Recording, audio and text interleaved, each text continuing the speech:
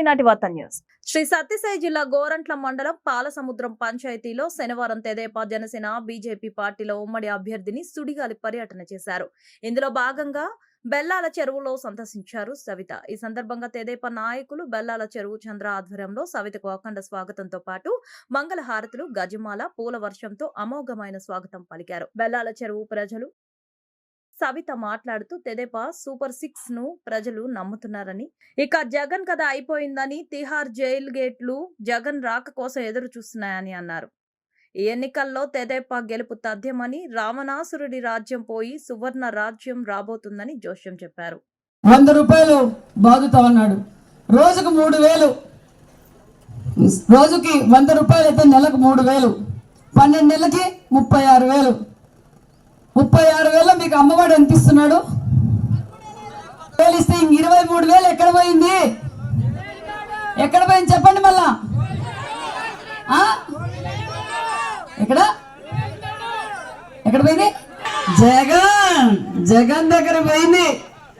కాబట్టి అట్లా దోచుకుంటా అన్నాడు, బటన్ నొక్కుతున్నాడు అంటున్నాడు, మన దగ్గర నుంచి దోచుకుంటున్నాడు అన్న విషయం మీరు తెలుసుకోవాలా.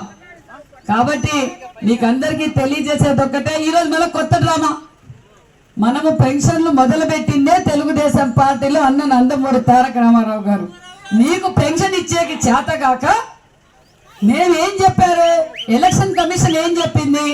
వాలంటీర్ల ద్వారా పెన్షన్ ఇద్దాం అన్నారు. గ్రామ సచివాలయాల్లో ఉద్యోగస్తులు లేరా పెన్షన్ ఇవ్వడానికి? ఈ రోజు మిమ్మల్ని అందరినీ ఇబ్బంది పెట్టాలా అని చెప్పి బ్యాంకుల దగ్గరికి, పోస్ట్ ఆఫీసుల దగ్గర వాళ్ళు ఇస్తుంటే వైసీపీ నాయకులు పోయి మీరు ఇవ్వద్దని బెదిరిస్తున్నారు. ఎందుకంటే చంద్రబాబు నాయుడు పెన్షన్ ఇవ్వద్దంటాడా? చంద్రబాబు నాయుడు గారుగా తెలుగుదేశం పార్టీ పుట్టినప్పుడే పెన్షన్ విధానం మొదలైంది మన తెలుగుదేశం పార్టీలో. 200 ఉన్న పెన్షన్ 2,000 చేసిన ఘనత చంద్రబాబు నాయుడు గారు. అంతేకాదు ఈ రోజు 3,000 అని చెప్పి మోసం చేసి 5 ఏళ్లకు 3,000 ఇచ్చాడు. మరి 1వ తారీఖు ఈ నెల ఏప్రిల్ నుంచే 4,000 పెన్షన్ ఇవ్వబోతున్నాం. జూలై 1వ తారీఖున 7,000 పెన్షన్ ఇవ్వబోతున్నారు మన చంద్రబాబు నాయుడు గారు. కాబట్టి మీరందరూ తెలుసుకోవాల్సింది ఒకటే, జగన్మోహన్ రెడ్డి గారు అక్కడ ఆయనకి గేట్లు తెరిచున్నాయి. ఏం గేట్లు చెప్పండి? ఏం గేట్లు? సెంట్రల్ జైలు గేట్లు తెరిచున్నాయి, అర్థమైపోయింది. కాబట్టి మీరందరూ ఆలోచించుకొని, మీ పిల్లలు ఉద్యోగాలు కావాలా, మనకి కియా లాంటి ఫ్యాక్టరీలు రావాలా, మన చెరువుకు నీళ్లు రావాలా, మన గ్రామం అభివృద్ధి జరగాలంటే మనకు చంద్రబాబు నాయుడు గారు రావాలి.